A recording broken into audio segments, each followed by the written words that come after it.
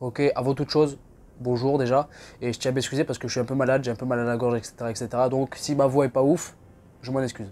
Voilà. Ok, je suis là pour vous parler d'Eternals, vous l'avez vu dans le titre.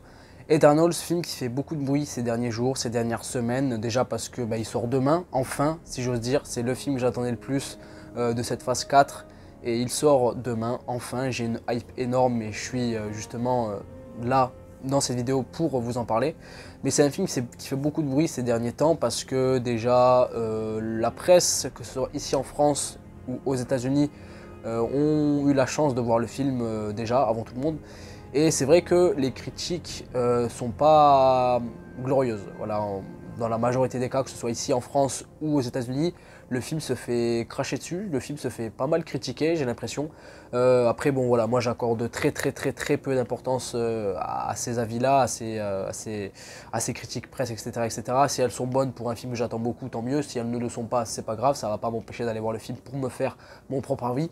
Ce que je vous conseille d'ailleurs, allez voir le film au cinéma pour vous faire votre propre avis. Mais c'est vrai que le film se fait pas mal cracher dessus, et de ce que je retiens, parce que j'ai quand même lu un petit peu les avis, les critiques qui sont faites par rapport à ce film-là, que ce soit ici en France ou aux États-Unis. Le film, voilà, les gens reprochent le fait que le film ne ressemble en rien à un autre film du MCU, que ça n'a rien à voir, etc., etc. Après, j'ai envie de dire, faudrait savoir, je veux dire, habituellement, la critique, surtout en France, les critiques presse, sont pas très tendres, on va dire, avec les films du MCU de manière générale, et ceux depuis très longtemps, et je parle en France évidemment. Et ils ont tendance à critiquer le fait que tous les films se ressemblent, etc., etc., que tous les films Marvel ont la même saveur, etc., etc. Et là, quand on leur propose un film totalement différent, en tout cas qui a l'air d'être totalement différent, avec réalisé par Chloé Zhao, qui a vraiment une patte, qui présente des nouveaux personnages avec une toute autre ambition, etc., etc., quand on leur présente un film totalement différent de ce qu'on a l'habitude de voir de la MCU, ils reprochent le fait que ce soit trop différent et que ça n'a rien à voir avec les autres films du MCU. Faudrait savoir un petit peu, mais bon bref, on n'est pas là pour parler de ça. En tout cas, moi c'est Eternals, je suis là pour vous parler de ma hype, pourquoi ce film me hype énormément, vous parler aussi de mes théories, vous parler un petit peu des personnages, des différentes inspirations concernant les personnages, etc., etc. Ok, c'est parti. Les Éternels ont été créés dans les années 70 par Jack Kirby. Hein, voilà, Jack Kirby qu'on ne présente plus. Si vous ne connaissez pas encore Jack Kirby, je vous laisse d'ailleurs aller le voir. Qui est cet homme, qui est ce grand homme. Et à travers leur création, on peut sans doute voir directement que Jack Kirby s'est inspiré de plusieurs mythologies pour créer quelque chose de très mythologique à travers certains personnages, notamment par rapport à Icaris. Icaris qui sera incarné par Richard Madden dans le film, qui est un peu le Superman, on va dire, de l'équipe. Icaris, ça ressemble très fortement à Icar, hein, le grand ange déchu qui s'est fait cramer les ailes parce qu'il s'est trop rapproché du soleil.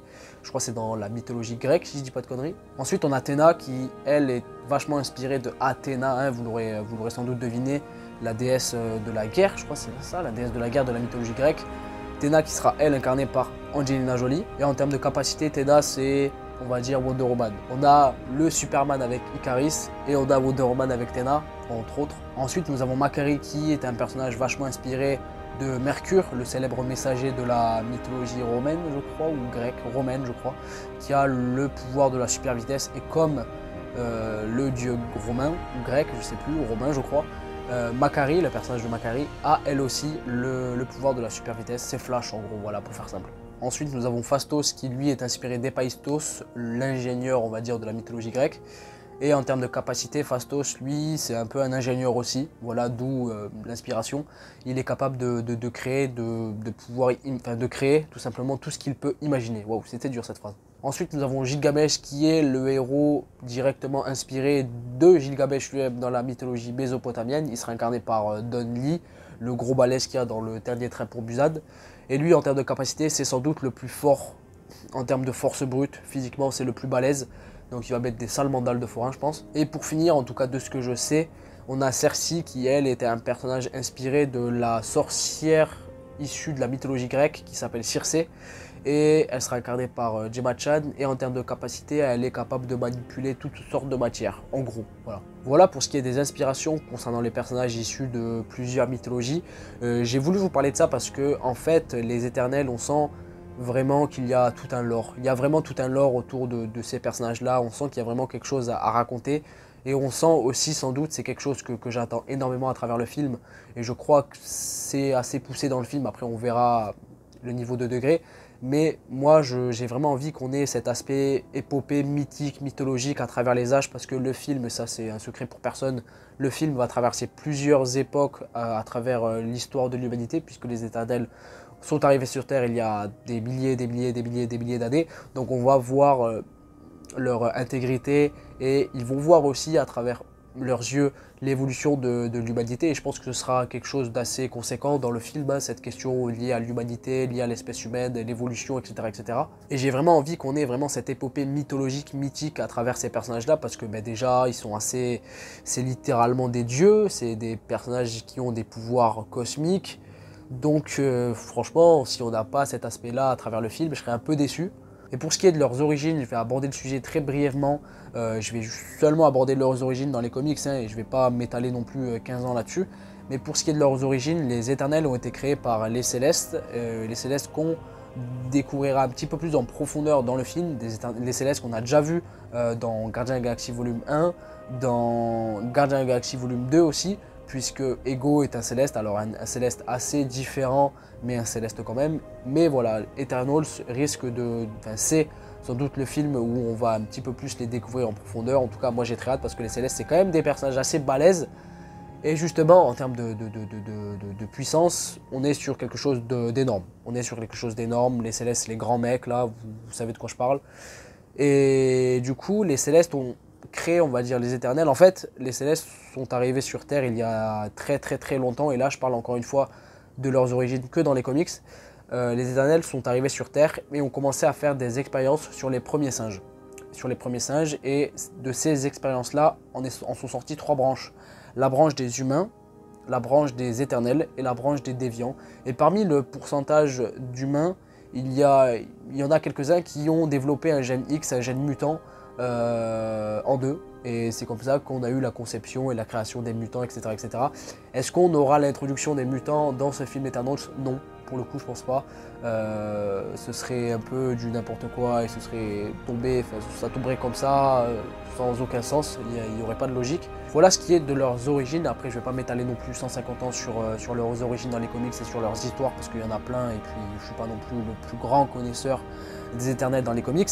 Mais voilà pour ce qui est de leurs origines. Ensuite, les Célestes, moi pour le coup, je pense qu'ils pourraient représenter une certaine menace dans le film, puisque les Célestes, ils sont pas vraiment méchants ou vraiment gentils, ils sont juste là, ils servent leurs propres intérêts entre guillemets, et ils ont aussi une fâcheuse tendance à revenir des milliers, des milliers, des milliers d'années plus tard pour constater le résultat de leurs expériences, et si ça leur plaît pas, ils détruisent tout et ils recommencent. Donc, est-ce qu'on pourrait avoir cet aspect-là qui sera développé dans le film? Peut-être. Ensuite, concernant les personnages et leurs capacités, j'en ai déjà un petit peu parlé pour certains, notamment Ikaris, qui sera incarné par Richard Madden. Lui, c'est le Superman, entre guillemets, du groupe. Ensuite, on a Tena, qui sera incarné par Angelina Jolie, qui, elle, est, entre autres, la Wonder Woman de l'équipe. Ensuite, on a Makkari, qui sera incarné par Lauren Ridloff. Elle a la super vitesse comme Flash. Ensuite, on aura Gilgamesh, qui, lui, est l'éternel le plus balèze, le plus fort en termes de force brute. Ensuite, on aura Cersei, qui elle est un petit peu celle qui peut manier la matière, etc., etc. On aura Phastos, qui lui est capable de créer tout ce qu'il peut imaginer. Ensuite, on aura Sprite, qui sera incarnée par Lia Q, la plus jeune des Éternels, qui a la capacité de pouvoir créer des illusions et de pouvoir rendre invisibles les choses, y compris elle-même. Ensuite, on aura Druig qui sera incarné par Barry Keoghan, et lui, je ne sais pas s'il pourrait représenter une certaine forme de menace aussi pour le film, puisqu'il a la capacité de pouvoir contrôler les esprits des humains. Je crois que c'est seulement des humains, ou en tout cas des êtres qui l'entourent, je ne sais plus exactement, mais il a la capacité de pouvoir contrôler les esprits. Ensuite, on aura Aja qui, elle, sera incarnée par Salma Hayek. Et là où Ikaris, je ne sais pas si j'en ai parlé, mais je le répète au cas où, mais Ikaris sera le leader tactique du groupe. Elle, Ajax, sera un peu la leaduse spirituelle ou psychologique, ou en tout cas qui sera vue comme la mère un petit peu de tout ce groupe-là. Et c'est le seul éternel qui est capable de pouvoir communiquer directement avec les Célestes. Ensuite, je ne sais pas si je l'ai déjà abordé, mais on aura Kingo qui sera incarné par Kumail Nanjiani. Et lui, en termes de capacité, c'est aussi un guerrier qui est capable de projeter des énergies avec ses mains, etc., etc. Et voilà, je crois que c'est tout concernant les Éternels. Je crois que j'ai abordé tout le monde, si je dis pas de bêtises. Ensuite, on aura un autre personnage qui, lui, ne sera pas un Éternel. Ce sera Dane Whitman, incarné par Kit Harington, qui, lui, sera le Chevalier Noir. Et pour le coup, je sais pas s'il aura un grand rôle dans le film. Apparemment, il n'a pas un énorme rôle, mais bon, nous verrons. Mais Black Knight, Chevalier Noir, en tout cas Kit Harington dans l'MCU, je le sens bien. Je le sens rester pour de nombreuses années.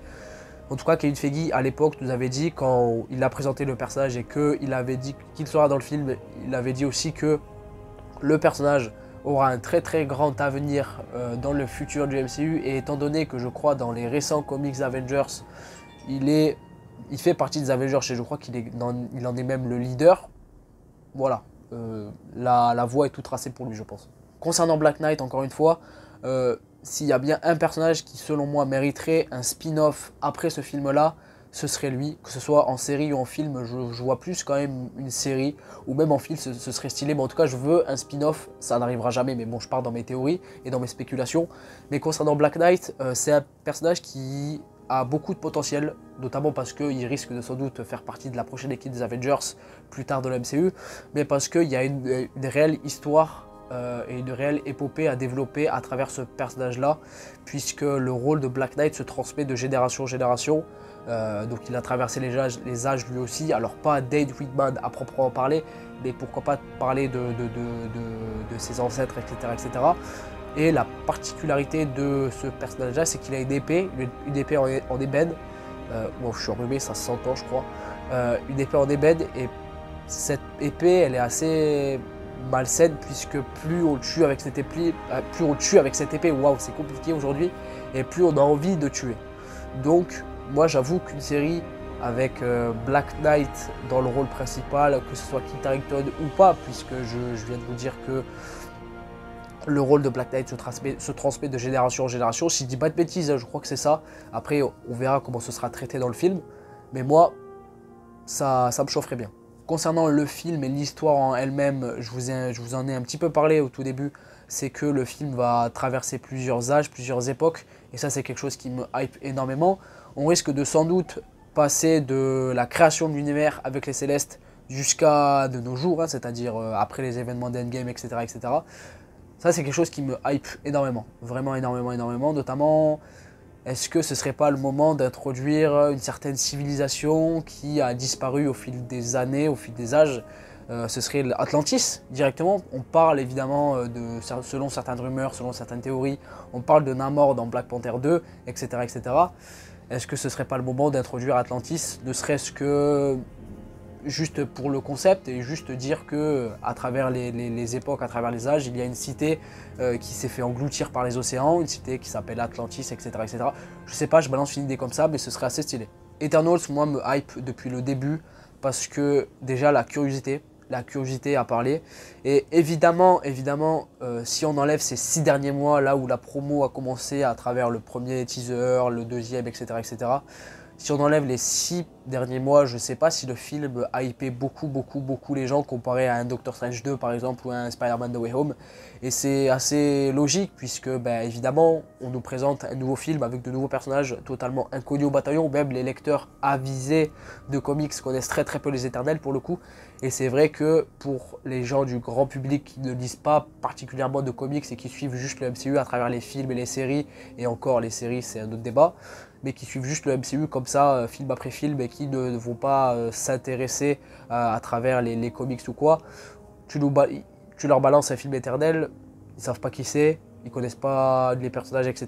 Et évidemment que ça les hype beaucoup moins qu'un film comme Doctor Strange 2 ou qu'un Spider-Man No Way Home par exemple, ou qu'un Thor 4, qui sont des suites de films centrés sur des personnages déjà très connus et qui ont une énorme fanbase, c'est logique. Et moi c'est un film qui m'a hypé beaucoup, déjà la curiosité à parler, c'est vrai que ça sort de nulle part et ça va nous permettre de découvrir de nouveaux personnages avec une toute nouvelle histoire, une toute nouvelle mythologie, un lore exceptionnel à travers ces personnages-là, les Éternels, les Déviants, les Célestes.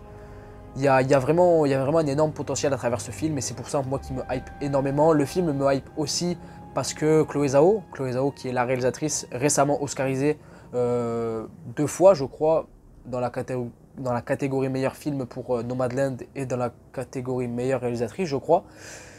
Chloé Zhao qui a une vraie patte, je la connaissais pas avant de m'intéresser à elle et sur ce qu'elle avait fait auparavant.